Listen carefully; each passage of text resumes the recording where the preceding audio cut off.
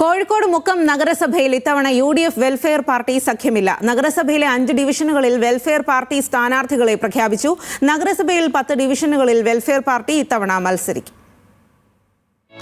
കഴിഞ്ഞ 5 വർഷമായി UDF welfare party സഖ്യം തുടരുന്ന മുക്കം നഗരസഭയിൽ ഇത്തവണ വെൽഫെയർ പാർട്ടി ഒറ്റയ്ക്ക് മത്സരിക്കും. സ്വന്തം സ്ഥാനാർത്ഥികളെ പ്രഖ്യാപിച്ച് പ്രചരണം ആരംഭിച്ചിരിക്കുകയാണ് വെൽഫെയർ പാർട്ടി.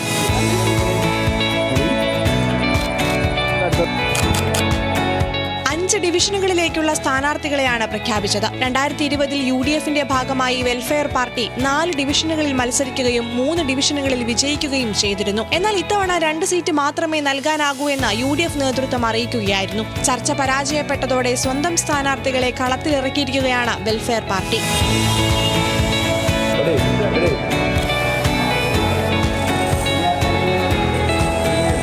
വെൽഫെയർ പാർട്ടി പിന്തുണയോടെ മത്സരിച്ച UDFന് 15 സീറ്റ്, LDFന് 15 സീറ്റ്, BJPക്ക് 2 സീറ്റ് എന്നിങ്ങനെയായിരുന്നു 2020 സീറ്റ് നില. പിന്നീട് ലീഗ് വിമതന്റെ പിന്തുണയോടെ LDF ഭരണത്തിൽ കയറി. ഇത്തവണ വെൽഫെയർ പിന്തുണ കൂടി ഇല്ലാതാകുമ്പോൾ നഗരസഭ പിടിക്കാമെന്ന UDF പ്രതീക്ഷയ്ക്കും മങ്ങലേൽക്കുകയാണ്. മുക്കം നഗരസഭയിൽ 10 ഡിവിഷനുകളിൽ മത്സരിക്കാനാണ് വെൽഫെയർ പാർട്ടി തീരുമാനം. ന്യൂസ് മലയാളം, കോഴിക്കോട്.